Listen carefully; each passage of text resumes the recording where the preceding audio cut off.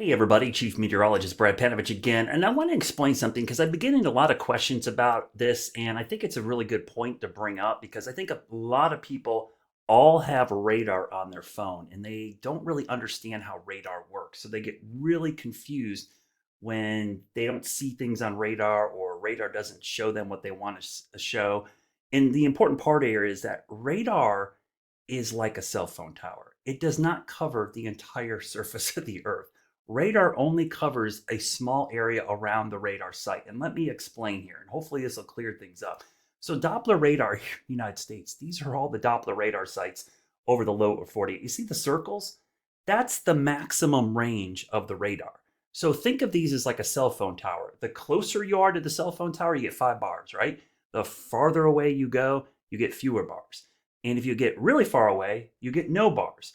So if you've ever been on a boat and gone out into the Atlantic, guess what happens when you get far away from the shore? No cell service, right? Because you're too far away from shore. Guess what happens with hurricanes and other things way offshore?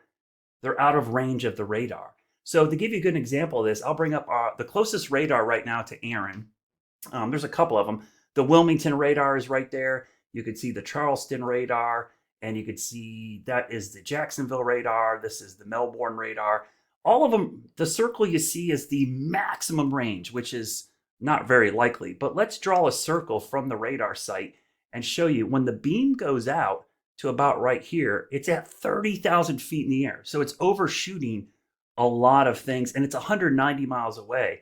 If you get even further out, you're over 200 miles away.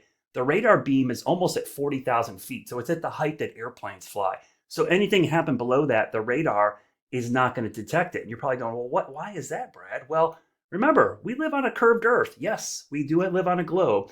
The radar beam goes out in a straight line. Because the Earth curves away, the farther away from the radar you get, you're seen higher in the atmosphere. And eventually you see so high, you don't see anything at all because all the weather's happening below it. So this is a problem even around Charlotte and other areas. If you're in one of these radar holes, you're not getting great coverage of radar. But for hurricanes, for instance, and I'll bring up the view, you can see because the storm is so far offshore, the only things being picked up on the land-based radars are these little bands here. So just like being on a boat or a cruise ship in the middle of the Atlantic, if there's no cell tower, you're not going to get service. You need satellite data, right? You need like a Starlink or you need satellite Wi-Fi or something. And just like with satellite service, out here, we use satellites, which are up in space and take pictures of the entire globe and aren't reliant on surface-based radar. So just remember this image when you're looking at radar. Radar does not cover everything equally, and you certainly will not see hurricanes on radar if they're over the open ocean because they're too far away from land, just like you would have no cell service if you were 300 miles offshore on a boat because you're too far from a cell phone tower.